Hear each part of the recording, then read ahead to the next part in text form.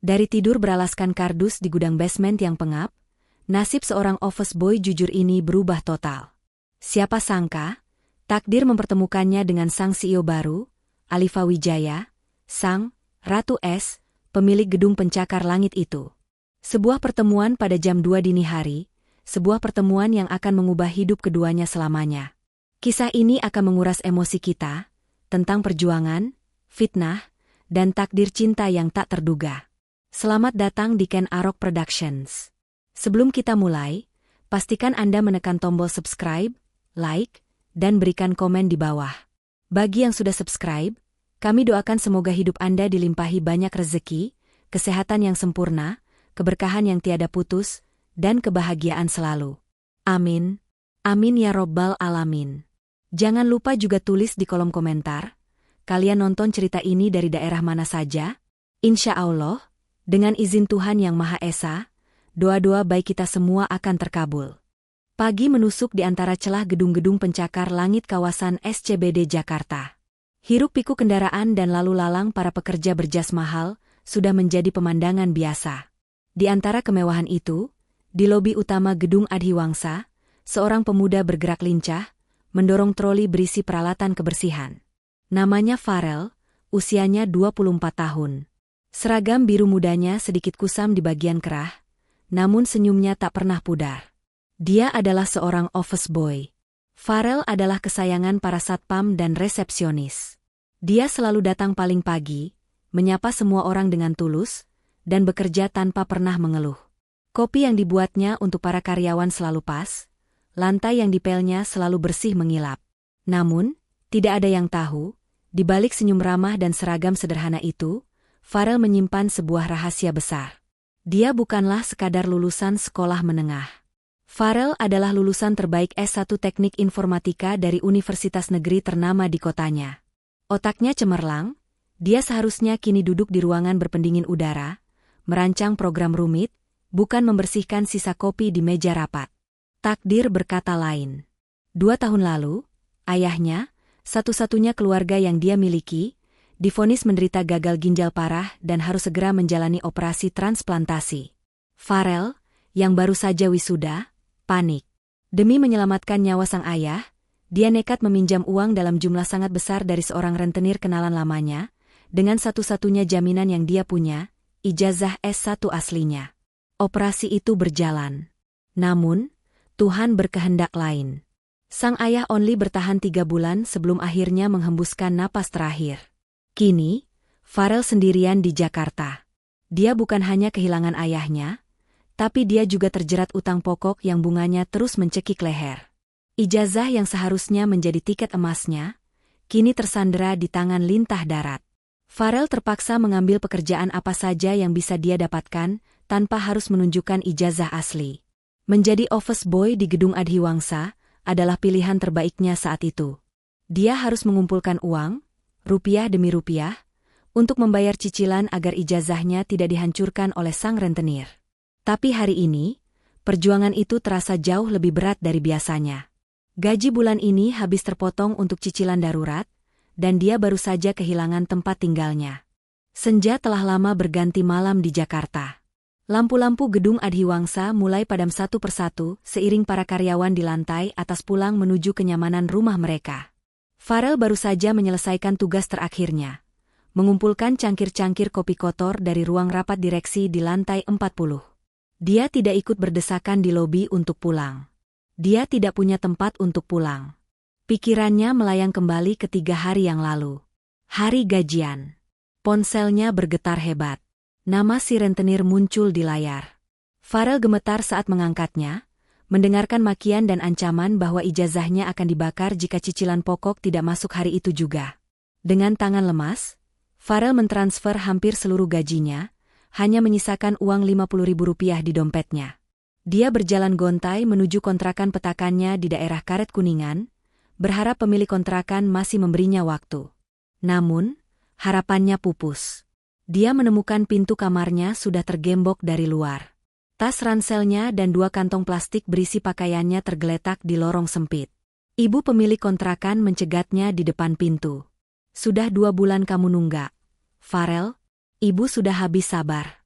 Kamu cari tempat lain, teriaknya. Farel memohon, tapi perempuan itu sudah menutup pintu rumahnya rapat-rapat. Malam itu, Farel tidur di emperan toko. Dan malam ini adalah malam ketiganya di tempat persembunyian barunya. Setelah memastikan lobi utama dan area parkir B1 sepi, Farel menyelinap masuk ke lift barang. Dia menekan tombol B2. Ini adalah area parkir basement yang lebih dalam, jarang terpakai, dan sedikit lebih lembab. Di sudut terjauh, tersembunyi di balik pilar besar dan deretan mobil mewah yang ditutup sarung, terdapat pintu besi kusam bertuliskan, "Gudang Arsip, dilarang masuk." Farel tahu, gembok pintu itu sudah lama rusak. Dia membukanya perlahan, memastikan tidak ada suara berdecit. Di dalam, bau kertas tua dan debu langsung menyambutnya. Inilah istananya sekarang. Di antara lemari-lemari arsip yang menjulang, dia telah menyiapkan alas tidurnya. Tumpukan kardus bekas air mineral yang dia kumpulkan dari ruang pantry. Dia merebahkan tubuhnya yang lelah. Dinginnya lantai semen menusuk punggungnya, menembus lapisan kardus tipis. Sebelum memejamkan mata, Farel menyetel alarm di ponsel bututnya. Pukul 4.30 pagi. Dia tidak boleh telat. Dia harus bangun sebelum ada orang, membersihkan diri di toilet lobi karyawan di lantai 3, dan sudah siap dengan seragam OB-nya yang rapi pada pukul 5.30. Seolah-olah dia baru saja tiba dari rumah yang hangat dan nyaman. Jauh di atas basement B2 yang lembab, di lantai 48, lantai tertinggi gedung Adhiwangsa, sebuah ruangan sudut berinterior minimalis namun sangat mewah menjadi pusat kekuasaan yang baru. Dari balik dinding kaca raksasa, gemerlap lampu Jakarta terhampar seperti permadani tanpa batas. Disinilah Alifa Maheswari berkantor. Usianya baru 29 tahun. 3 bulan lalu, dia secara resmi mengambil alih kursi CEO, menggantikan direktur lama yang kinerjanya dianggap stagnan oleh Dewan Komisaris, yang kebetulan dipimpin oleh ayahnya sendiri. Alifa adalah anomali di perusahaan itu. Lulusan terbaik program EMBA dari universitas bergengsi di Amerika, dia seharusnya bisa bekerja di mana saja di dunia. Namun dia memilih kembali, mengurus perusahaan keluarganya. Dia cantik, dengan wajah tegas dan tatapan mata yang tajam. Dia cerdas, analisisnya selalu tepat sasaran. Namun, satu kata yang paling sering digunakan oleh para karyawan untuk menggambarkannya secara berbisik-bisik di pantry, dingin. Dia adalah Ratu Es, Gedung Adhiwangsa. Alifa tidak pernah tersenyum basa-basi. Rapat yang dia pimpin selalu singkat, padat, dan tegang. Dia menuntut standar kerja yang sempurna dan tidak punya toleransi pada kesalahan konyol. Profesionalismenya mutlak. Namun, sikap dingin itu sebenarnya adalah baju zirah yang sengaja dia kenakan setiap pagi. Alifa tahu persis apa yang orang pikirkan tentangnya. Dia tahu para manajer senior yang usianya sebaya dengan ayahnya, memandangnya sebelah mata. Mereka menganggapnya, anak papa, manja yang hanya ditempatkan di kursi pimpinan karena nama belakangnya. Maka, Alifa memutuskan untuk bersikap kaku. Dia tidak datang ke gedung Adhiwangsa untuk mencari teman. Dia datang untuk membuktikan nilainya. Dia datang untuk bekerja. Dan malam ini, pekerjaan itu benar-benar menyita seluruh perhatiannya. Alifa sedang memimpin sebuah audit internal besar-besaran, sebuah langkah berani untuk membongkar praktik korupsi dan markup vendor yang sudah lama dia curigai menggerogoti perusahaan. Audit inilah yang membuatnya memiliki banyak musuh di dalam kantornya sendiri. Dan audit inilah, yang malam ini, membuatnya tidak bisa tidur. Pukul 2.15 dini hari. Jam digital di meja kerja Alifa menyala redup, menjadi satu-satunya sumber cahaya di ruangan yang pekat. Di layar komputernya, deretan angka dan laporan audit internal seolah menari-nari, mengejek matanya yang lelah namun menolak terpejam. Insomnia. Ini sudah malam kelima dia nyaris tidak tidur. Stres akibat audit besar-besaran itu benar-benar menguras energinya. Dia memijat pelipisnya. Ruangan ini terasa menyesakan. Dia butuh udara, dia butuh bergerak. Sejak memulai audit, Alifa memiliki satu kebiasaan baru, berjalan-jalan di dalam gedung pada jam-jam tak terduga. Awalnya untuk menjernihkan pikiran, namun kini berkembang menjadi semacam inspeksi keamanan pribadi. Dia tidak mempercayai siapapun sepenuhnya, terutama setelah tahu seberapa dalam dugaan korupsi di perusahaannya. Dia menyambar blazernya dan kartu akses master miliknya. Lift eksekutif membawanya turun dalam keheningan. Lobi utama gelap dan kosong. Alifa memutuskan untuk memeriksa area basement. Dia menekan tombol B2. Area parkir B2 terasa lembab dan sepi. Hanya suara dengung samar dari pipa-pipa ventilasi yang terdengar. Langkah kakinya yang pelan menggema di antara pilar-pilar beton. Dia berjalan menyusuri deretan mobil-mobil mewah yang terparkir. Saat itulah dia mendengarnya. Suara batuk. Sangat pelan, nyaris tertahan, namun jelas terdengar di keheningan itu. Suara itu datang dari sudut terjauh, dari balik pintu besi kusam bertuliskan, gudang arsip. Jantung Alifa berdebar sedikit lebih cepat. Siapa yang ada di gudang arsip jam 2 pagi? Instingnya langsung waspada. Ini pasti maling yang berniat mencuri arsip perusahaan, atau mungkin satpam yang korup, yang tidur saat sedang bertugas. Perlahan, Alifa mendekati pintu itu. Dia tidak ragu. Dia mengeluarkan kartu akses masternya, menempelkannya pada sensor elektronik di sebelah gagang pintu. Lampu sensor berubah dari merah menjadi hijau. Dengan satu gerakan cepat dan mantap, Alifa mendorong pintu besi itu hingga terbuka lebar, siap menghadapi siapapun yang ada di dalamnya. Cahaya terang dari lorong basement membelah kegelapan gudang yang pengap. Farel, yang baru saja terlelap, terlonjak bangun. Jantungnya serasa melompat ke tenggorokan. Siluet seorang wanita ramping namun tegas berdiri di ambang pintu, menatap lurus ke arahnya. Mata Farel yang masih mengantuk butuh beberapa detik untuk fokus. Dan saat dia sadar siapa sosok itu, seluruh darah di tubuhnya seakan surut ke kaki. Itu Alifa Maheswari, sang CEO. Farel langsung panik.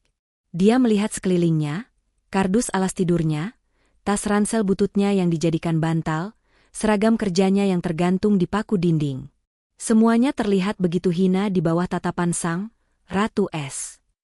"Jangan pecat saya, Bu." Kalimat itu meluncur begitu saja dari bibirnya. Dengan lutut gemetar, Farel bergegas bangkit, tersandung kardusnya sendiri, dan hampir bersujud di lantai semen yang dingin. "Maafkan saya, Bu. Saya tidak bermaksud saya." Dia tidak bisa melanjutkan. Rasa malu, takut, dan putus asa mencekik suaranya. Dia menundukkan kepala dalam-dalam, siap menerima nasib terburuk. Alifa terdiam di ambang pintu. Dia syok. Ini adalah hal terakhir yang dia duga akan ditemukannya. Dia datang mencari maling atau satpam malas. Dia malah menemukan Farel, office boy yang selalu tersenyum di lobi, tidur meringkuk di antara tumpukan arsip lama. Alifa menatap pemuda itu. Dia melihat bahunya yang bergetar karena takut, mendengar suaranya yang tercekat. Sesuatu di dalam diri Alifa, sesuatu yang tersembunyi jauh di balik baju zirah profesionalnya, tersentil. Ada rasa iba. Namun, otaknya yang logis dan terlatih sebagai pemimpin dengan cepat mengambil alih. Ini adalah masalah. Karyawannya tidur di fasilitas kantor, di luar jam kerja, di area yang tidak aman. Ini adalah risiko pertanggungjawaban hukum yang sangat besar bagi perusahaan. Apa jadinya jika Farel sakit karena udara lembab, tergigit tikus, atau terjadi kebakaran?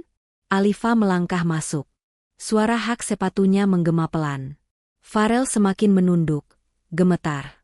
Alifa mengamati pemandangan itu. Penuh perhitungan. Dia tidak bisa membiarkan ini.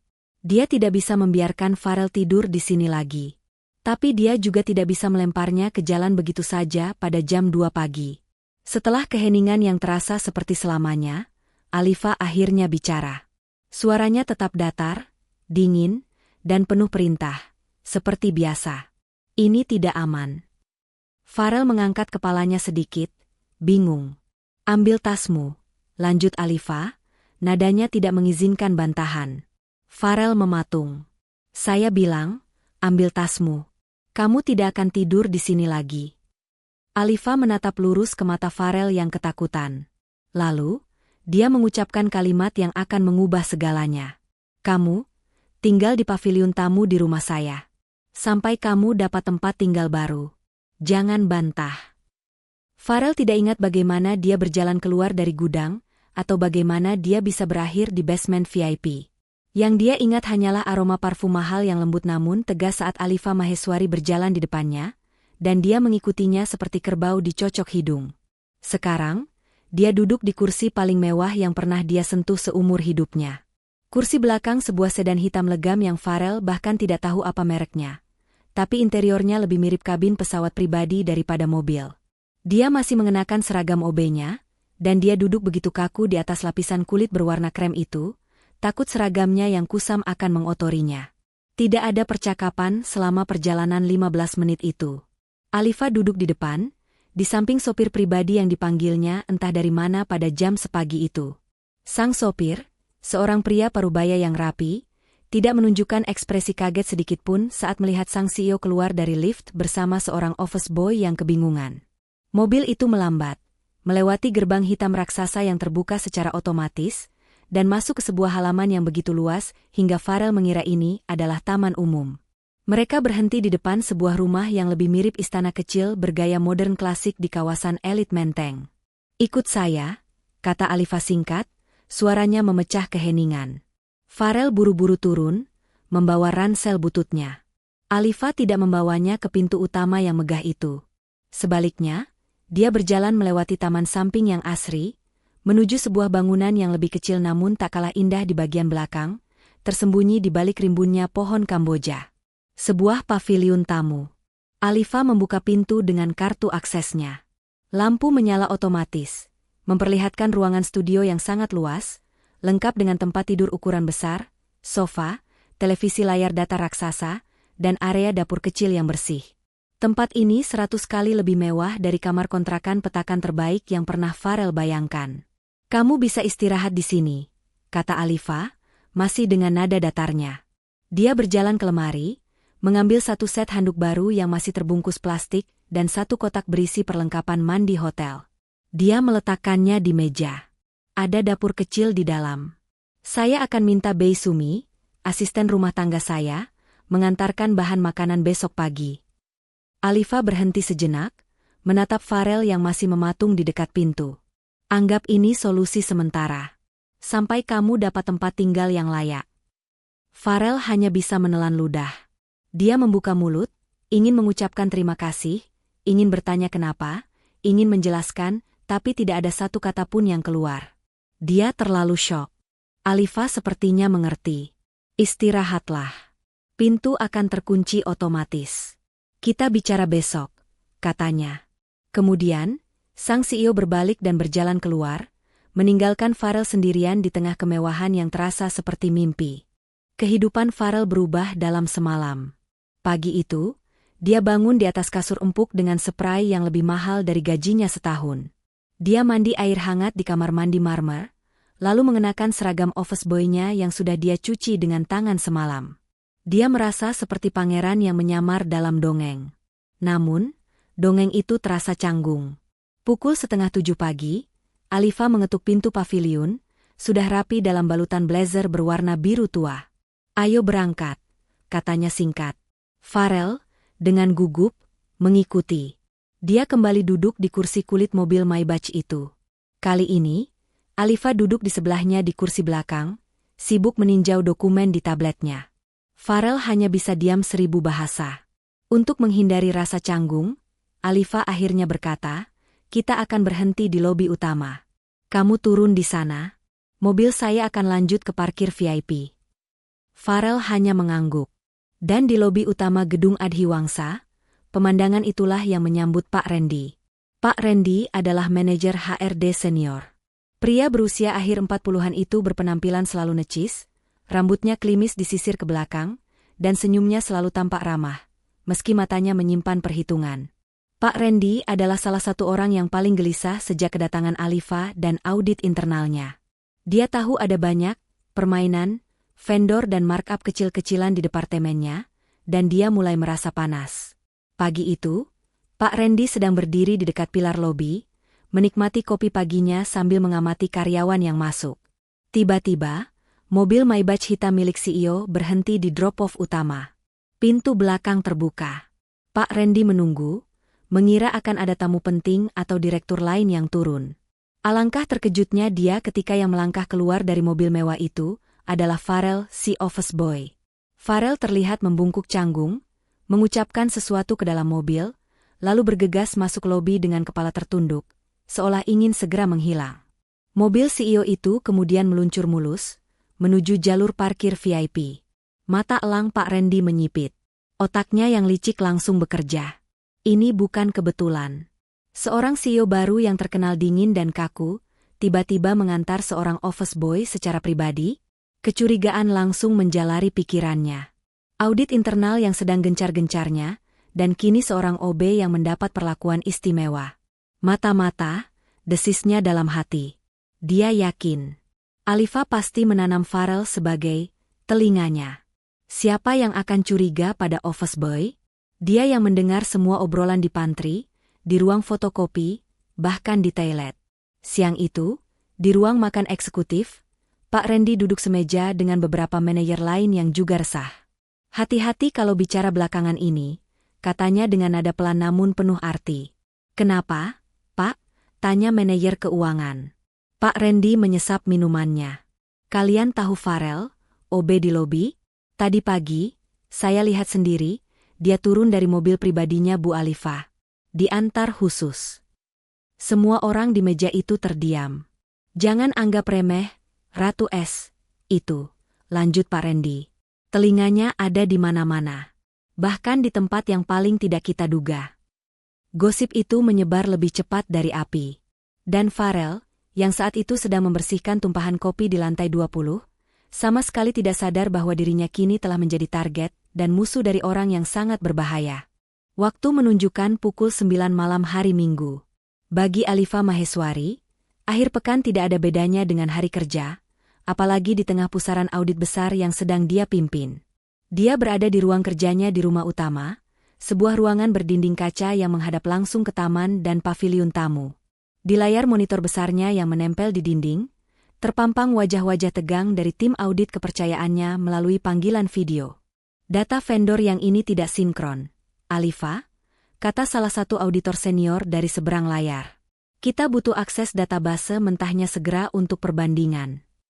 Alifa menghela napas, matanya lelah menatap layar laptop pribadinya. Sabar, saya sedang membukanya. Berkas ini terenkripsi sangat kuat. Saat itulah bencana terjadi. Tepat ketika Alifa hendak memasukkan kata sandi terakhir untuk membuka berkas temuan paling vital, layar laptop canggihnya tiba-tiba membeku. Sesaat kemudian, tanpa peringatan, layar itu berubah menjadi biru pekat, dipenuhi deretan tulisan teknis berwarna putih yang tidak dia mengerti. Jantung Alifa serasa berhenti berdetak. Tidak, jangan sekarang, desisnya tertahan. Panggilan video di monitor besarnya masih berjalan. Alifa, kamu masih di sana? Datanya sudah terbuka. Alifa panik. Dia menekan tombol daya berulang kali, mencoba menyalakan ulang, tapi laptop itu mati total. Seluruh data audit penting, bukti-bukti yang dia kumpulkan berbulan-bulan, ada di laptop itu. Di seberang taman, di teras paviliunnya, Farel sedang duduk sambil menyiram tanaman pot kecil. Satu-satunya hal yang bisa dia lakukan untuk membalas budi selain menjaga kebersihan paviliun. Dari balik jendela kaca besar, dia bisa melihat pemandangan di ruang kerja Alifa. Dia melihat sang CEO, yang biasanya tenang dan berwibawa, kini terlihat sangat panik. Dia melihat Alifa mengusap wajahnya dengan kasar, lalu memukul pelan meja kerjanya. Farel ragu sejenak. Itu urusan penting. Itu bukan tempatnya ikut campur. Tapi kemudian, dia melihat ekspresi di wajah Alifa. Itu adalah wajah putus asa. Wajah yang sama persis seperti yang dia tunjukkan saat ditemukan di gudang basement beberapa hari lalu. Tanpa berpikir panjang lagi, Farel meletakkan alat penyiram tanamannya. Dia berlari kecil melintasi rumput taman yang lembut, menuju pintu kaca ruang kerja Alifa. Dia mengetuk pelan, ragu-ragu. Alifa mendongak, kaget dan sedikit kesal karena diganggu. Apa? Bentaknya, suaranya tajam. Farel membuka pintu geser itu sedikit, hanya memperlihatkan kepalanya. Maaf, Bu Alifa, katanya pelan dan sangat sopan. Saya tidak sengaja lihat dari paviliun. Sepertinya, Ibu sedang ada masalah besar. Laptop saya mati total. Data audit saya ada di dalamnya. kata Alifa, lebih pada dirinya sendiri daripada Farel. Farel memberanikan diri. Boleh saya lihat, Bu? Mungkin saya bisa bantu. Alifa menatapnya, nyaris tertawa sinis. Si office boy? Apa yang dia tahu tentang laptop bisnis terenkripsi? Tapi Alifa sudah di ujung tanduk. Tim IT kantor tidak akan mengangkat telepon di hari Minggu malam. Cepat, katanya, memberi isyarat agar Farel masuk. Dia tidak punya pilihan lain. Farel melangkah masuk ke ruang kerja pribadi Alifa. Ruangan itu terasa begitu berwibawa, dengan rak buku tinggi menjulang di satu sisi dan teknologi canggih di sisi lain. Dia, dalam balutan kaos oblong dan celana tidur sederhana yang dibelinya di pavilion, merasa sangat kerdil. Ini, kata Alifa dengan nada tidak sabar, menunjuk ke laptop perak tipis yang kini teronggok mati di atas meja mahoni yang mengilap. Farel menarik napas. Dia duduk di kursi kulit mahal yang biasanya diduduki sang CEO. Sesaat, dia hanya diam, menatap layar yang gelap. Kemudian, dia melakukan sesuatu yang mengubah segalanya di mata Alifa. Farel melepas kacamata berbingkai plastiknya yang biasa, kacamata yang selalu dia pakai saat bekerja sebagai office boy. Tanpa kacamata itu, tatapannya terlihat jauh lebih tajam. Fokus. Alifa, yang berdiri di sebelahnya dengan tangan terlipat di dada, awalnya hanya mengamati dengan skeptis. Dia mengira Farel hanya akan menekan tombol daya berulang-ulang seperti yang sudah dia lakukan. Tapi Farel tidak. Jari-jarinya, yang biasa Alifa lihat memegang gagang pel atau nampan kopi, kini menari di atas keyboard dengan kecepatan dan keyakinan yang menakjubkan. Dia menahan tombol shift dan power dalam kombinasi tertentu, memaksa laptop masuk ke menu pemulihan sistem. Wajah Farel berubah. Senyum ramah dan sedikit canggung seorang OB telah lenyap. Yang ada kini adalah ekspresi seorang profesional yang serius, bibirnya sedikit terkatup, matanya menyipit penuh konsentrasi saat membaca baris-baris perintah di layar. Alifa mendapati dirinya terdiam. Dia tidak lagi melihat office boy. Dia melihat bagaimana Farel dengan tenang membuka jendela perintah, layar hitam yang ditakuti semua orang awam, dan mulai mengetikkan serangkaian kode dengan lancar. Jari-jarinya bergerak presisi. Alifa, yang terbiasa menilai orang dari kompetensinya, menyadari satu hal. Pemuda di depannya ini tahu persis apa yang dia lakukan. Waktu seakan berhenti. Alifa tidak lagi memikirkan data auditnya. Dia terpesona. Dia mengamati profil wajah Farel yang tegas di bawah cahaya lampu meja, melihat bagaimana alisnya bertaut saat menganalisis masalah. Ada debaran aneh di dadanya. Itu bukan debaran panik karena data hilang. Itu adalah debaran kekaguman. Setelah 15 menit yang terasa menegangkan, Farel menekan enter untuk terakhir kalinya. Laptop itu berbunyi pelan, dan logo Windows muncul. Layar utama menyala. Semua berkasnya utuh. Sudah bisa, Bu, kata Farel pelan, suaranya mengembalikan Alifa ke realitas. Alifa menatap layar, lalu menatap Farel. Dia nyaris tidak bisa berkata-kata. Bagaimana? Apa yang kamu lakukan? Farel terlihat sedikit canggung lagi, seolah baru saja kembali ke dirinya sebagai OB.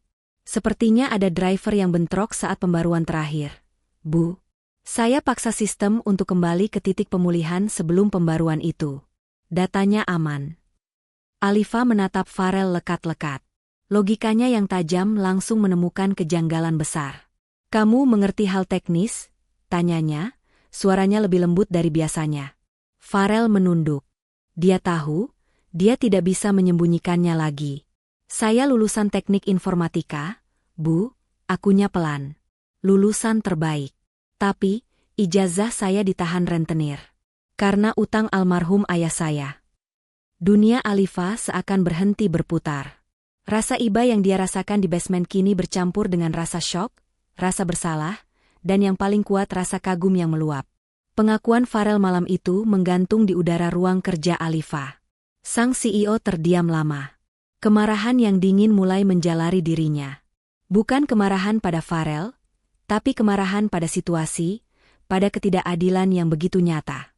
Seorang lulusan terbaik, otak yang begitu cemerlang, terpaksa membersihkan lantai dan tidur di basement hanya karena selembar ijazah yang ditahan lintah darat. Malam itu, Alifa tidak lagi melanjutkan auditnya. Dia mengambil keputusan. Senin pagi, pukul 8 tepat. Pak Randy, sang manajer HRD, sudah dipanggil menghadap ke ruangan CEO di lantai 48. Dia datang dengan senyum ramah palsunya, penasaran sekaligus waspada. "Selamat pagi, Bu Alifa," sapanya. Alifa tidak membalas basa-basi itu. Dia sedang menatap layar komputernya, dan tanpa menoleh, dia langsung bicara. "Pak Randy, saya ingin data lengkap karyawan atas nama Farel, dari divisi Office Boy." Jantung Pak Randy berdebar sedikit. Dugaannya benar. OB itu memang ada apa-apa dengan sang CEO. "Farel? Tentu, Bu. Ada masalah dengannya? Apa ada keluhan?" tanyanya, pura-pura profesional. Alifa akhirnya mengangkat wajahnya. Tatapannya sedingin es. "Bukan keluhan. Sebaliknya," katanya. Dia menggeser sebuah map tipis di atas mejanya ke arah Pak Randy. "Ini adalah surat transfer internal," lanjut Alifa. "Efektif hari ini, Farel dipindahkan dari Divisi General Affairs ke Divisi Teknologi Informasi sebagai Junior Support Staff." Rahang Pak Randy nyaris jatuh. Matanya membelalak kaget. "Maaf, Bu, pindah ke IT? Tapi, apa kualifikasinya? Setahu saya dia hanya lulusan." "Dia lulusan terbaik S1 Teknik Informatika dari universitas ternama," potong Alifa, suaranya tajam. "Masalah administrasinya sudah saya selesaikan. Ijazahnya akan ada di meja Anda sore ini." Pak Randy menelan ludah. "Tapi, Bu, proses rekrutmen internal butuh waktu, ada tes, ada wawancara." "Saya yang memberi perintah langsung," kata Alifa, nadanya final, tidak menerima bantahan. "Pagi ini juga, saya sudah melunasi seluruh utang ijazahnya ke rentenir. Saya pakai uang pribadi saya. Jadi tidak ada lagi masalah administrasi yang menahannya." Pak Randy benar-benar terkejut. CEO ini membayar utang seorang OB dengan uang pribadinya? Ini lebih dari sekadar mata-mata. Ini sudah sangat personal. Dia tidak punya pilihan. Melawan perintah langsung ini sama dengan bunuh diri. Dengan tangan sedikit gemetar karena amarah yang ditahan, Pak Randy mengambil map itu. "Baik, Bu Alifa," katanya, senyumnya kini kaku. Akan segera saya proses." Dia berjalan keluar dari ruangan itu. Di balik pintu kaca yang tertutup, senyumnya langsung lenyap, tergantikan oleh seringai benci. Kecurigaannya terkonfirmasi. Farel bukan hanya mata-mata. Dia adalah anak emas yang kini ditempatkan langsung di jantung sistem. Pak Randy tahu, dia harus bergerak lebih cepat. Perpindahan Farel ke Divisi Teknologi Informasi menjadi buah bibir di seluruh kantor. Karyawan lain melihatnya berganti seragam OB dengan kemeja rapi dan kartu akses IT hanya dalam semalam. Gosip Pak Randy telah menyebar, membuat Farel dipandang dengan campuran antara curiga dan kagum. Namun Farel tidak peduli. Untuk pertama kalinya setelah bertahun-tahun, dia bisa melakukan apa yang dia cintai. Dia bukan lagi Farel si OB, dia adalah Farel sang analis sistem. Dia tidak butuh waktu lama untuk bersinar. Hanya dalam minggu pertamanya, Farel menemukan 3 celah keamanan kecil di jaringan internal perusahaan yang selama ini luput dari perhatian tim IT senior. Dia menuliskannya dalam laporan singkat dan memberikannya langsung kepada Alifa, bukan kepada kepala divisi IT-nya. Alifa semakin terkesan. Dia tahu, audit internalnya yang sensitif, yang berisi data dugaan korupsi para manajer senior, sangat rentan disabotase. Dia tidak bisa mempercayai tim IT lama, yang mungkin saja masih setia pada orang-orang yang sedang dia selidiki, termasuk Pak Randy. Alifa butuh seseorang yang bisa dia percaya 100%. Seseorang yang cerdas, dan seseorang yang berutang budi padanya. Dia hanya tahu satu orang, Farel. Maka, Alifa mengambil langkah berani. Dia menarik Farel keluar dari pekerjaan hariannya di divisi IT. Farel kini tidak lagi melapor ke manajer IT, tapi melapor langsung kepada sang CEO.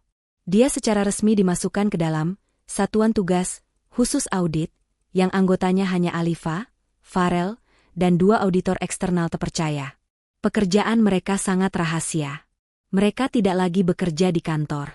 Setiap malam, setelah jam kerja usai, Farel akan datang dari paviliun ke ruang kerja Alifa di rumah utama.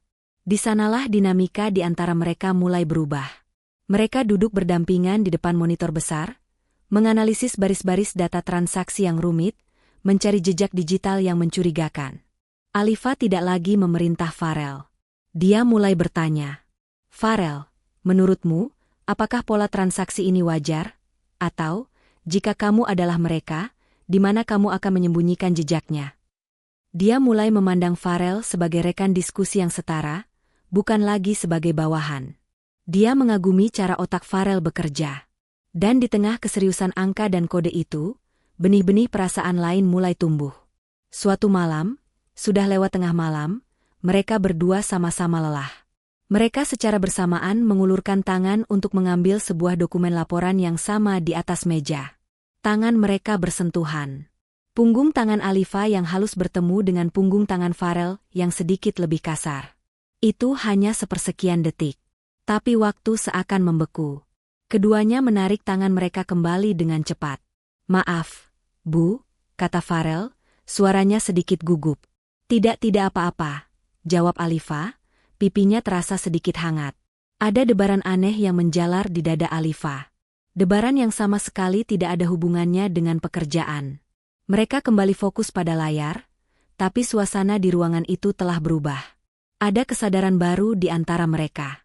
Sebuah kesadaran bahwa mereka bukan hanya sekadar CEO dan stafnya lagi. Di sisi lain kota, di ruang kerjanya yang mewah, Pak Randy sedang berkeringat dingin. Dia tidak lagi bisa tidur nyenyak. Kabar tentang satuan tugas khusus CEO itu sudah sampai ke telinganya. Dia tahu, Alifa dan si anak baru itu, Farel, sedang menggali-gali. Mereka tidak lagi hanya mengaudit. Mereka kini sedang berburu. Dan Pak Randy tahu, dirinya adalah salah satu buruan utama. Praktik markup vendor yang selama ini dia lakukan, yang dia kira aman di balik tumpukan birokrasi, kini terancam terekspos. Dia mendengar dari orang-orangnya di divisi IT lama bahwa Farel sedang membangun sistem keamanan baru. Dalam beberapa hari, sistem itu akan aktif. Begitu sistem itu menyala, semua jejak digital lama akan terkunci, dan akses-akses ilegal yang biasa dia gunakan untuk menutupi jejaknya akan tertutup selamanya. Dia terpojok. Hewan yang terpojok adalah hewan yang paling berbahaya. Pak Randy memutuskan, dia tidak akan tenggelam sendirian. Jika dia harus jatuh, dia akan membawa serta Alifa dan anak emas kesayangannya itu. Malam itu, Pak Randy tidak pulang. Dia menunggu di kantornya hingga pukul 11 malam, saat gedung sudah benar-benar kosong. Dia berjalan ke ruang server, berpura-pura mengambil dokumen di ruang arsip HRD yang berdekatan. Dengan akses administrator tertinggi yang dia miliki sebagai kepala HRD, dia masuk ke sistem. Rencananya licik dan mematikan. Pertama, dia membuat sebuah akun pengguna palsu, memberinya nama samaran yang samar seperti layanan sistem 003. Kedua, melalui akun palsu itu, dia mengakses database paling rahasia perusahaan, daftar lengkap seluruh vendor, mitra, dan klien strategis. Ini adalah data yang jika bocor, akan menghancurkan reputasi perusahaan dan membuat harga saham anjlok. Ketiga, dia dengan sengaja membocorkan data itu. Dia mengirimkannya melalui surel anonim ke beberapa portal berita bisnis ternama, dengan judul, "Kebobrokan di dalam gedung Adhiwangsa." Bom waktu itu telah ditanam. Keempat, dan ini adalah bagian paling jahat dari rencananya, menjebak Farel. Setelah kebocoran itu terkirim, Pak Randy menghapus akun pengguna palsu, layanan sistem 003. Namun, jejak tindakannya, log, masih tersimpan di server. Dengan hak akses penuhnya, Pak Randy membuka berkas log itu. Dia tahu, Farel, dengan status barunya di IT, memiliki akses yang hampir sama dengannya. Dengan beberapa ketukan hati-hati, Pak Randy mengubah satu baris krusial dalam catatan log. Dia mengganti ID pengguna, layanan sistem 003, dengan ID pengguna resmi milik Farel. Dia bahkan mengatur waktu jejak digital palsu itu pada pukul 2.15 dini hari, waktu yang sama persis saat Alifa pertama kali menemukan Farel di basement. Dia akan membangun narasi bahwa Farel, si OB yang menyimpan dendam, telah menyusup ke sistem sejak lama. Setelah selesai, Pak Randy menghapus jejak aksesnya sendiri ke berkas log. Sempurna. Dia mematikan komputernya, merapikan dasinya di depan pantulan kaca yang gelap. Dia berjalan keluar dari gedung, wajahnya tenang, menyimpan senyum tipis. Dia hanya perlu menunggu pagi. Menunggu bom waktu itu meledak. Bom waktu itu meledak keesokan paginya. Pukul 8 pagi, saat Alifa baru saja memarkir mobilnya di basement VIP, ponselnya bergetar hebat. Bukan satu panggilan, tapi puluhan notifikasi surel dan pesan instan. Sebuah portal berita bisnis terkemuka baru saja merilis artikel utama mereka. Judulnya terpampang besar, eksklusif, data vendor strategis Adiwangsa Group bocor ke publik.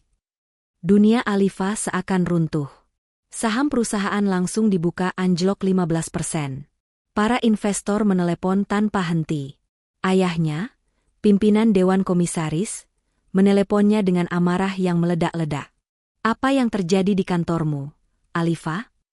Jaga reputasi keluarga. Rapat darurat digelar pukul 9 pagi. Wajah-wajah tegang memenuhi ruang rapat utama. Alifa duduk di kursi pimpinan, wajahnya pucat namun tetap berusaha tenang. Di seberangnya, Pak Randy duduk dengan ekspresi yang dibuat seprihatin mungkin. Ini sabotase, desis Alifa, suaranya dingin menahan amarah. Saya mau tim IT forensik internal melacak sumber kebocoran ini. Sekarang. Tim IT internal, yang sebagian besar masih orang-orang lama yang setia pada manajer senior, termasuk Pak Randy, bergerak cepat. Terlalu cepat. Hanya butuh 45 menit. Pintu ruang rapat terbuka. Kepala divisi IT, yang merupakan teman dekat Pak Randy, masuk, membawa beberapa lembar cetakan laporan log server. Wajahnya serius. Sudah kami temukan, Bu, katanya, meletakkan kertas itu di depan Alifa. Kebocoran terjadi tadi malam. Akses dilakukan menggunakan satu ID pengguna internal. Alifa menatap kertas itu. Dia membaca deretan kode, dan di baris paling bawah tertera nama ID penggunanya, FARL. Seluruh udara seakan tersedot dari ruangan. Sebelum Alifa sempat bereaksi, Pak Randy berdiri, menggebrak meja pelan. Farel, serunya, dengan nada kaget yang sangat teatrikal. Ya Tuhan, si office boy itu. Saya tidak menyangka.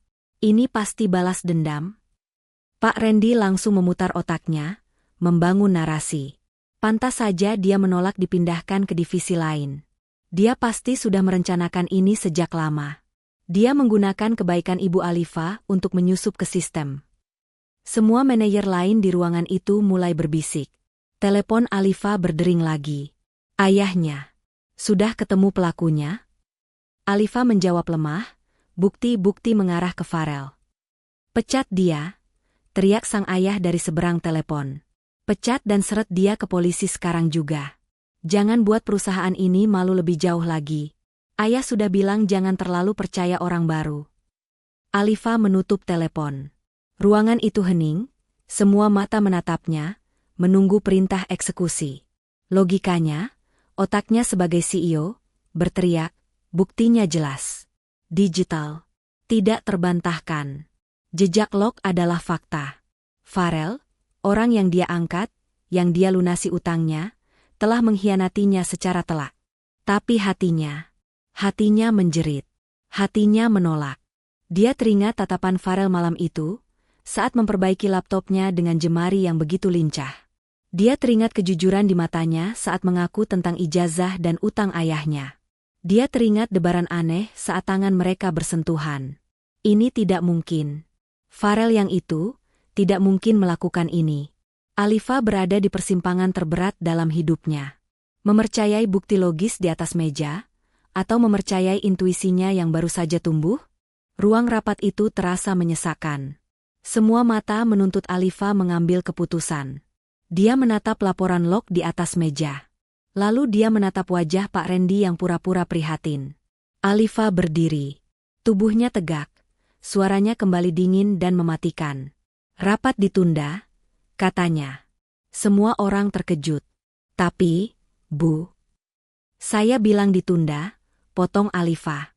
Kepala IT, kunci akun Farel. Segera. Pak Randy, pastikan Farel tidak meninggalkan area kantor. Tempatkan satpam di depan pavilionnya jika perlu. Tapi jangan ada yang menyentuhnya atau bicara padanya sampai saya beri perintah. Alifa berjalan keluar ruangan, mengabaikan bisik-bisik di belakangnya. Dia tidak pergi ke kantor polisi. Dia pergi ke rumahnya. Dia mengunci diri di ruang kerjanya. Pikirannya berpacu. Bukti ini terlalu sempurna, terlalu rapi. Pukul 10 malam. Alifa memanggil Farel dari paviliun. Farel masuk, wajahnya pucat dan kebingungan. Dia sudah mendengar kabar kebocoran itu dari internet. Bu, saya... Alifa mengangkat tangannya, menghentikan Farel bicara. Dia memutar monitor komputernya, menunjukkan laporan log yang mencantumkan nama Farel. Dewan direksi mau saya menelepon polisi, kata Alifa pelan, matanya menatap tajam ke mata Farel. Semua bukti digital menunjuk kamu sebagai pelakunya. Wajah Farel berubah dari bingung menjadi putih pasi. Dia gemetar. Itu tidak mungkin. Bu Alifa, saya bersumpah demi almarhum ayah saya tidak akan pernah melakukan ini. Anda sudah menyelamatkan saya. Saya tahu, potong Alifa. Farel tertegun. Bu? Logika saya mengatakan kamu pelakunya, kata Alifa, suaranya sedikit bergetar. Tapi intuisi saya, hati saya, menolak untuk percaya. Saya tidak tahu lagi mana yang benar. Dia mengambil napas dalam-dalam. Keputusan terbesar dalam karirnya. Jadi, saya beri kamu satu kesempatan, lanjut Alifa. Sampai matahari terbit. Buktikan kamu tidak bersalah. Buktikan intuisi saya benar. Mata Farel berkaca-kaca, tapi tatapannya berubah menjadi tegas. Ini bukan lagi soal pekerjaan, ini soal kehormatan. Alifa menggeser keyboardnya. Akunmu sudah dikunci, tapi akun saya tidak. Dia memasukkan kata sandi super administrator miliknya. Pakai akses saya. Temukan pelakunya. Jemari Farel langsung menari di atas keyboard. Mereka bekerja dalam keheningan yang tegang. Farel masuk jauh ke dalam sistem. Ini jejaknya memang ada, Bu, kata Farel frustrasi. Tapi lihat ini. Dia menunjuk ke layar. Jejak waktu, tertulis pukul 2.15 dini hari. Persis saat. Mata Alifa membelalak. Saat saya menemukanmu di gudang. Ini jebakan, desis Farel. Pelakunya ingin menjebak saya. Dia menggunakan waktu itu untuk membangun cerita bahwa saya sudah menyusup sejak lama. Tapi bagaimana dia mengubah lognya? Tanya Alifa. Itu dia, kata Farel, otaknya berputar cepat. Mengubah log server itu sangat sulit. Tapi mengubah log tentang log, itu mungkin. Farel membuka berkas lain. Sebuah catatan sistem yang merekam siapa saja yang mengakses berkas log itu sendiri.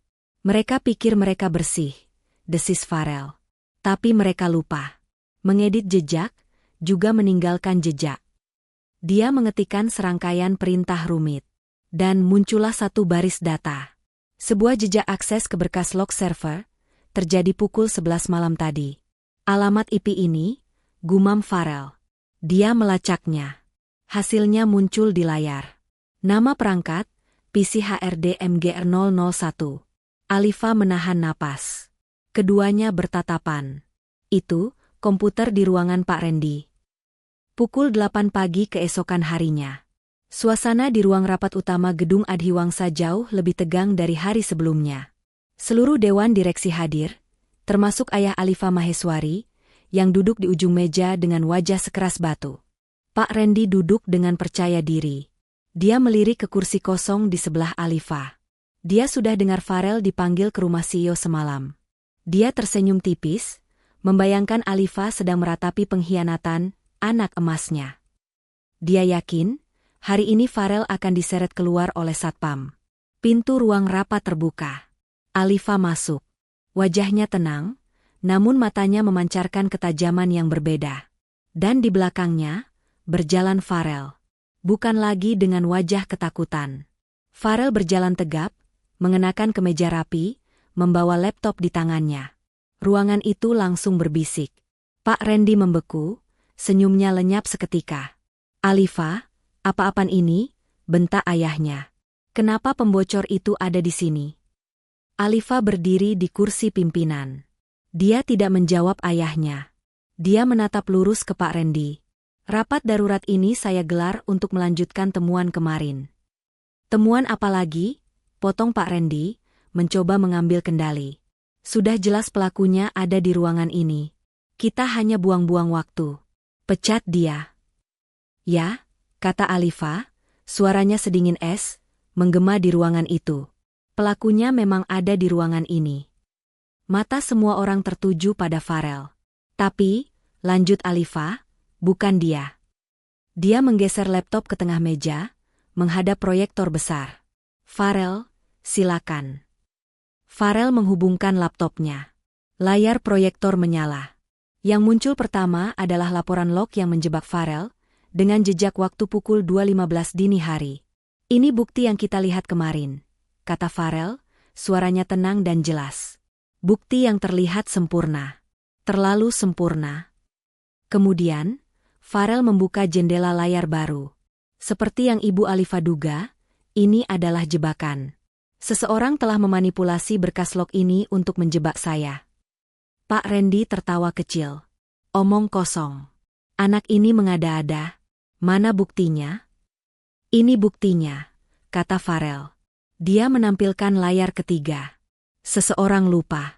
Mengubah data juga meninggalkan data. Ini adalah jejak akses ke berkas log itu sendiri. Tercatat tadi malam, pukul 11:05 dari alamat IP ini.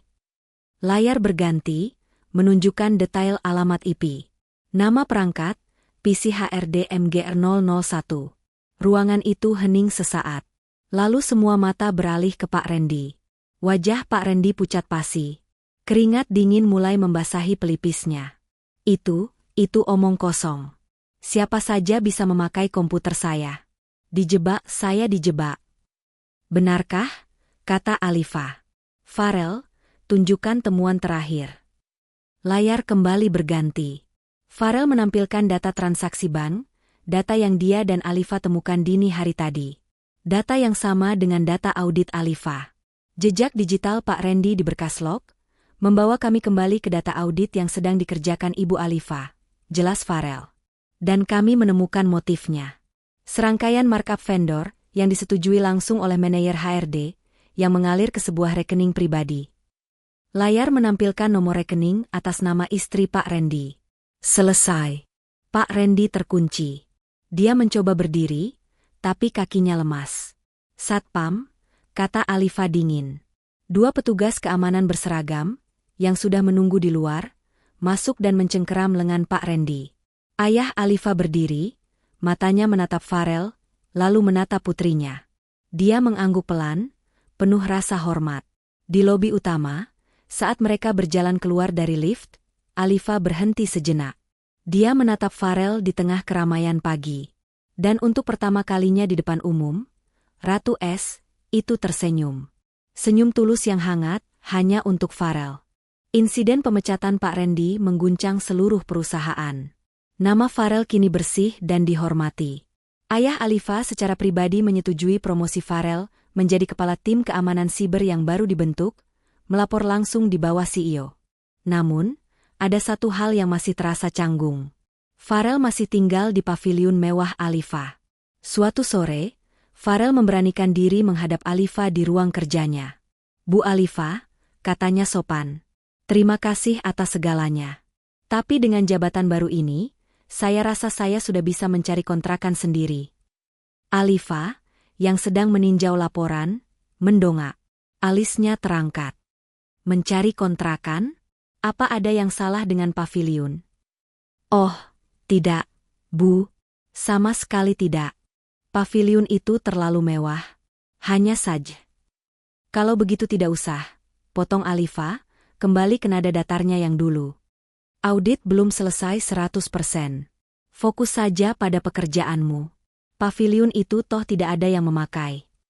Farel tidak bisa membantah. Dia hanya mengangguk. Tapi dalam hati dia merasakan ada kehangatan yang aneh. Alifa sepertinya tidak ingin dia pergi.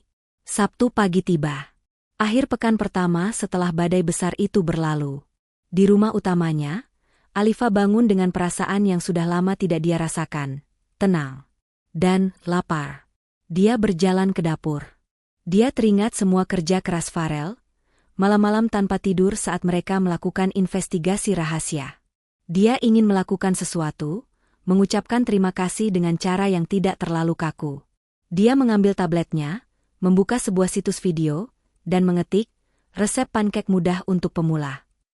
1 jam kemudian, di pavilionnya, Farel sedang menikmati kopi paginya di teras, saat tiba-tiba dia mendengar suara yang memekakan telinga. It, it, it. Alarm asap dari rumah utama. Jantung Farel serasa berhenti. Kebakaran. Tanpa pikir panjang, dia melompat dari kursinya dan berlari sekencang mungkin melintasi taman menuju rumah utama. Dia menerobos masuk lewat pintu dapur samping yang tidak terkunci. Bu Alifa, Anda di mana? Teriaknya panik. Dia berhenti. Dapur mewah itu dipenuhi asap tipis. Dan di tengah kekacauan itu, berdiri Alifa Maheswari. Rambutnya yang biasa tersanggul rapi kini acak-acakan. Wajah cantiknya berlumur tepung. Dan di tangannya, dia memegang wajan anti lengket yang isinya sudah gosong menjadi arang hitam. Farel menatap alarm asap di langit-langit, lalu menatap Alifa yang cemberut, lalu menatap wajan gosong itu. Farel tidak bisa menahannya. Tawa tulus dan lepas keluar dari mulutnya. Jangan tertawa, kata Alifa, pipinya memerah karena malu, bukan karena asap. Saya hanya ingin membuat sarapan. Farel mengambil serbet, mematikan alarm yang berisik, dan mengambil alih wajan dari tangan Alifa. Bu CEO, katanya sambil tersenyum geli. Anda mungkin bisa menaklukkan rapat dewan direksi dan membongkar kejahatan korupsi. Tapi saya rasa, dapur ini adalah wilayah kekuasaan saya. Setengah jam kemudian, aroma gosong telah berganti dengan wangi semerbak nasi goreng spesial, resep rahasia almarhumah Ibu Farel. Mereka duduk berseberangan di meja pantry yang sederhana. Bukan lagi sebagai bos dan karyawan, tapi hanya Farel dan Alifa, berbagi sepiring nasi goreng di Sabtu pagi. 1 tahun berlalu begitu cepat. Di bawah kepemimpinan Alifa yang tegas dan kejeniusan Farel dalam mengamankan sistem, gedung Adiwangsa kini berdiri lebih kokoh. Perusahaan jauh lebih bersih, stabil, dan makmur. Farel bukan lagi staf junior yang canggung. Dia kini adalah Farel Mahendra, jika kita ingin memberinya nama keluarga. Catatan, saya akan tetap memanggilnya Farel saja sesuai kerangka, manajer senior keamanan siber, seorang profesional muda yang disegani dan dikagumi di seluruh divisi. Hubungan profesionalnya dengan Alifa berjalan sempurna. Namun hubungan personal mereka tetap tersimpan rapi di balik rapat-rapat larut malam dan makan siang di pantry yang, kebetulan, bersamaan. Hingga malam itu, pukul 1.55 dini hari, Alifa, seperti kebiasaannya, masih lembur di ruang kerjanya di lantai 48, menyelesaikan laporan kuartal terakhir. Tiba-tiba, ponsel pribadinya bergetar. Sebuah pesan singkat dari Farel. Isinya hanya 1 baris. Bisa turun ke B2? Ada emergency server di gudang arsip. Mendesak. Jantung Alifa berdebar. Emergency server? Di gudang arsip? Itu area vital. Tanpa pikir panjang, dia menyambar kartu aksesnya, bergegas masuk ke lift eksekutif, dan menekan tombol B2. Pikirannya berlari, memikirkan skenario terburuk, serangan peretas, kegagalan sistem. Dia berlari kecil menyusuri lorong basement yang sepi, langkah hak sepatunya menggema. Dia tiba di depan pintu besi gudang arsip itu. Dia membuka pintu dan berhenti. Ruangan itu gelap. Tidak ada tanda-tanda kerusakan server. Tidak ada lampu merah berkedip. Sebaliknya, di tengah ruangan yang kini sudah sangat bersih dan rapi, tidak ada lagi kardus kotor, berdiri Farel. Dia tidak memakai seragam IT-nya. Dia memakai kemeja batik rapi. Di sekelilingnya, di lantai semen yang dulu dingin, kini berkelip puluhan lampu-lampu kecil bertenaga baterai, bagaikan taburan bintang di dalam ruangan. Farel, kata Alifa, bingung. Mana server yang rusak? Farel tersenyum, sedikit gugup.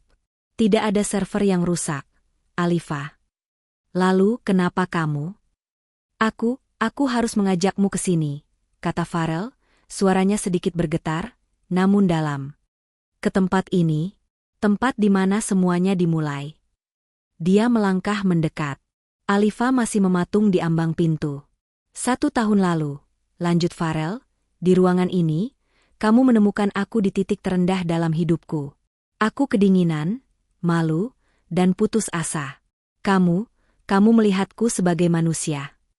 Farel, bisik Alifa, hatinya mulai berdebar kencang. Kamu menyelamatkanku dari dinginnya lantai semen ini.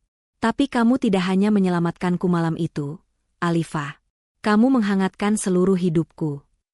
Perlahan, Farel berlutut dengan satu kaki di atas lantai yang dihiasi cahaya lampu-lampu kecil itu. Dia merogoh sakunya, mengeluarkan sebuah kotak bludru kecil berwarna biru. Kamu memberiku paviliun untuk tinggal, katanya, suaranya kini mantap. Sekarang, aku mau minta upgrade. Alifa menutup mulutnya, air mata mulai menggenang di pelupuk matanya. Aku tidak mau lagi tinggal di paviliunmu, Alifa, kata Farel, menatap lurus ke matanya. Aku mau tinggal di hatimu sebagai suamimu. Dia membuka kotak itu, memperlihatkan sebuah cincin berlian sederhana namun berkilau indah. Alifa Maheswari, maukah kamu menikah denganku? Hening. Yang terdengar hanya isak tangis Alifa yang tertahan. Baju zirah, Ratu Es, yang selama ini dia kenakan, kini luruh dan meleleh selamanya. Dia tidak lagi peduli pada jabatannya, pada profesionalismenya. Dia mengangguk cepat, air mata bahagia mengalir deras di pipinya. Ya, bisiknya, suaranya pecah. Ya, Farel. Ya. Pernikahan Alifa Maheswari dan Farel tidak menjadi sorotan media yang berlebihan, persis seperti yang mereka inginkan. Sebuah akad nikah yang hikmat digelar di taman belakang rumah menteng itu, hanya dihadiri keluarga dan sedikit rekan terdekat. Ayah Alifa, yang kini melihat Farel bukan lagi sebagai OB atau staf, tapi sebagai menantu yang brilian dan tulus, menyerahkan tangan putrinya dengan senyum bangga dan air mata haru. Gedung Adhiwangsa kini memiliki 2 pilar kepemimpinan yang tak tergoyahkan. Di ruang rapat, Alifa tetaplah sang CEO yang tegas, namun kini di sisinya, duduk Farel sebagai manajer senior sekaligus penasihat strategis utamanya. Mereka menjadi pasangan duet yang ditakuti dalam negosiasi dan dihormati oleh seluruh karyawan. Kisah cinta mereka menjadi legenda urban di kantor. Para office boy dan staf kebersihan kini bekerja dengan semangat baru, seolah percaya bahwa keajaiban bisa terjadi pada siapa saja. Paviliun tamu di rumah menteng itu kini kosong. Farel telah resmi pindah ke rumah utama, bukan lagi sebagai tamu yang menumpang, tapi sebagai pemilik rumah. Sebagai suami. Suatu malam, larut sekali, Alifa menemukan Farel tidak ada di sampingnya di tempat tidur. Dia mencarinya, dan menemukan suaminya itu berdiri di depan jendela besar ruang kerja mereka, menatap ke arah taman yang gelap. Alifa memeluk Farel dari belakang. Lagi mikirin apa? Bisik Alifa. Farel tersenyum, memegang tangan Alifa yang melingkar di dadanya. Aku lagi mikir, katanya pelan. Dulu, aku tidur di kardus di basement, kedinginan dan ketakutan. Sekarang, dia berbalik, menatap mata istrinya yang indah. Sekarang, aku punya rumah. Di sini, katanya, sambil menyentuh dada Alifa, tepat di jantungnya. Alifa tersenyum. Ratu Es, itu sudah lama mencair, hanya menyisakan kehangatan untuk suaminya. Ayo tidur, Mas. Besok kita ada rapat pagi. Farel mengangguk. Mereka berjalan kembali ke kamar, bergandengan tangan, meninggalkan bayang-bayang masa lalu yang sulit, menuju masa depan yang cerah. Dan begitulah akhir dari kisah Farel dan Alifa. Sebuah cerita yang membuktikan bahwa takdir, rezeki, dan cinta sejati bisa ditemukan di tempat yang paling gelap dan tak terduga. Dari gudang basement yang pengap, hingga ke pelaminan yang megah. Terima kasih sudah setia mengikuti cerita ini dari awal sampai akhir bersama Ken Arok Productions. Jangan lupa, jika Anda menyukai cerita ini, tekan tombol subscribe, like, dan berikan komentar terbaik Anda di bawah. Ceritakan pada kami, pelajaran apa yang bisa Anda ambil dari kisah Farel dan Alifa. Bagi yang sudah subscribe, seperti janji kami doakan selalu semoga hidup Anda dilimpahi banyak rezeki, kesehatan yang sempurna, keberkahan yang tiada putus, dan kebahagiaan yang sejati. Amin. Amin ya Robbal Alamin. Insya Allah, Semua doa baik kita akan didengar dan dikabulkan oleh Tuhan Yang Maha Kuasa. Saya, narator Anda, pamit undur diri. Sampai jumpa di cerita-cerita inspiratif kami selanjutnya.